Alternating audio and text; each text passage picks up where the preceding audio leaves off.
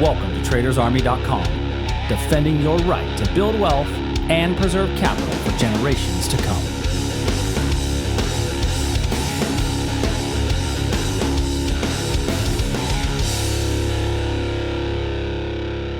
Good morning, everybody, and welcome to today's edition of the Daily Market Commentary. I'm your host, Chuck Fulkerson. I hope everybody had an absolutely amazing trading day yesterday.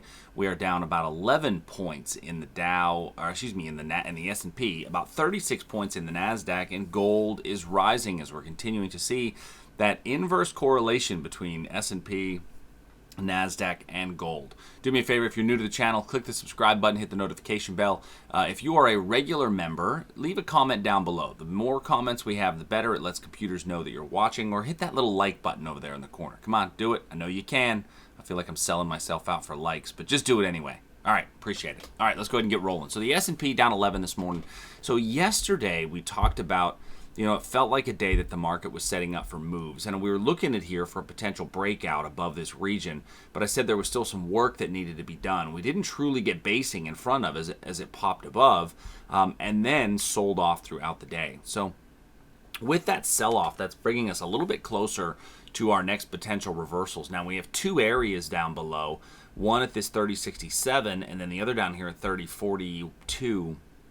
I will tell you personally, I like that 3042 area significantly better. I think it makes a lot more sense. It's a lot cleaner of an area, and I think it's a better return. I don't really have any justification yet on a 4-hour chart to be considering a a reversal short. You could theoretically get a breakdown short. We talked about this earlier in the week as, possibly breaking down below this area. If we base in front of these wicks, that's really going to make this confirmation area a very weak level, and in fact might even give you a breakdown candidate and a breakdown potential from this point. Technically, if you look up above, this 2 a.m. area here could make for a decent reversal. It's a very small level. It's right there at the European market open. It could make for a pretty decent reversal trade. But remember that when we're in the context of a bigger picture upward trend, it's going to be lower probability. So I will put the lines on here for those of you that are interested in that. Just know that your probabilities are a bit lower. It might make more sense on this one to scale in utilizing the micros of the S&P. Maybe get into it on a micro so that you take smaller amount of exposure, and then as it starts to go your way, you can add additional positions. In the Nasdaq, very similar picture, although I wouldn't take the breakdown level pretty much at all. I don't think the breakdown level makes as much sense in the Nasdaq. It doesn't have the same structure to kind of give it a higher probability setup. But that same 2 a.m. area exists in the NQ. Once again, same rule applies. You may want to use that micro as a way to dip your toe in the water on this level instead of just jumping in full bore. Crude oil, we continue to chop along sideways. I know a couple of weeks back we had spoken about an iron condor in crude.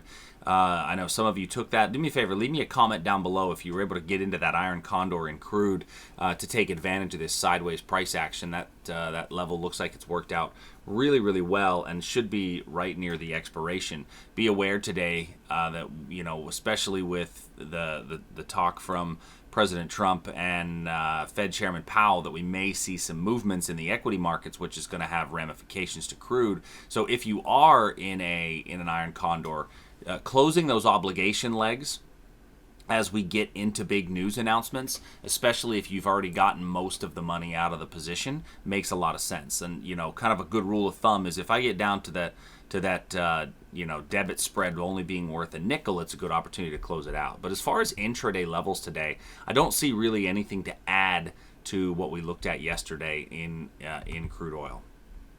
Gold, I will say yesterday, gold, I anticipated a decent move after a breakdown below this level.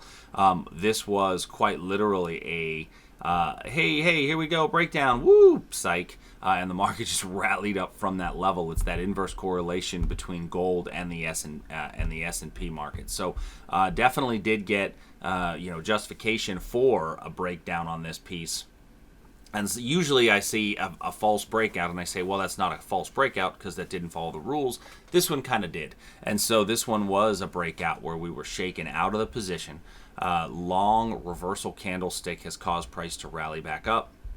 We're coming near a supply level. You do have to remember this about gold, is that we have hit a daily level of gold demand. I spoke about this, or I think I threw a tweet up on this a while ago. We are in a daily level, although I don't normally look at daily charts in this in the daily market commentary. We have hit this daily level of gold demand, and so by hitting this daily level of demand, it does put a little bit of question the shorter term supply levels that I have coming up ahead of me. So when I go back to my hourly chart, what that's going to do is say, well, if we're bouncing off of a daily level of demand, is this hourly chart really going to be enough to stop price? And my answer to that is, I don't think so. So at the very least, what I'm going to do is I'm going to put it as a confirmation entry. But in reality, because we're bouncing off daily demand, I don't think hourly supply is going to stop it. All right, let's move over to bonds and currency markets. So looking here at our 10-year note, so the ZN is it's reacting right off of our little bit of a supply level right here. Understand we've got a bit of basing in front of the zone, so it definitely is weakening the level. As a matter of fact, it may even eliminate the quality of the level. If that basing scared you off of getting in, you can still get in as a confirmation below this level here. Because of the selling pressure we're getting up here. If you still got into it, then just be very tight to move your stop and remember our 6 candle rule. The Aussie continuing its move down as we're kind of in a downward trend here in the Aussie dollar. I'm going to wrap my lines around this area up here. Frankly, not expecting price to get to this level today. I don't think that we're going to make it back up to this region. I think you're going to be better off taking a candle-to-candle short if you want to jump in on the Aussie's existing trend. And then as far as the euro goes, we're sitting below that euro area of demand, but our euro demand area, looking back here on our daily chart, we've got a very strong daily down move, and we're coming to an hourly level of demand. So we're already trading against the big picture, and we're getting a little bit of basing here in front of it. I think we're going to be better off if we get a little bounce from there with price rallying up into this region here. So this level's not quite ready to be considered a level yet. I would need a further move away from this area, and so take a look at it. That may change by the time you open up and watch the daily market commentary. This level may not even still exist because this candle's technically not even printed yet. So I'm wrapping my lines around it, but that level may not even exist by the time you watch the DMC. When we're looking at the Canadian dollar, same kind of picture, whereas we're basing here in front of the level and we're seeing price move up from this region. So I'm going to remove that area just due to the overall basing effect. Looking at the daily chart, we're not coming to daily demand and we're having very strong downward moves. So I've got to look a bit higher for a potential reversal area, and I'm going to look to the overnight session as a possibility. It's not as high a probability as the others because it's not the same quality time of day. This one's done at midnight instead of the 2 a.m. level.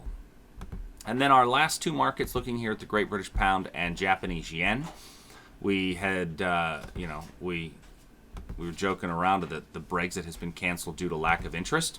And so with the canceling of the Brexit, we're really not seeing price come into any of these levels. So there's really nothing to add in here. It's going to let this be as is. And the Japanese yen, very much the same. We're nowhere near any of our quality zones. And nothing really has been created to give us that picture as well. So hopefully this makes sense to everybody. Remember, if you're a Traders Army subscriber, tonight we've got our live Q&A session. So looking forward to having you join us tonight at 7 p.m. Central Time in our live Q&A, followed by Options Deconstructed. And in Options Deconstructed tonight, we're going to go over our options order entry types, utilizing order entry in our options positions. So If you'd like to learn more about Traders Army, go to tradersarmy.com today. We're actually kicking off a Black Friday special. So if you go to tradersarmy.com, you can look at our Black Friday special. Until tomorrow, everybody, I hope you have a great trading day, and I will talk to you soon. Later.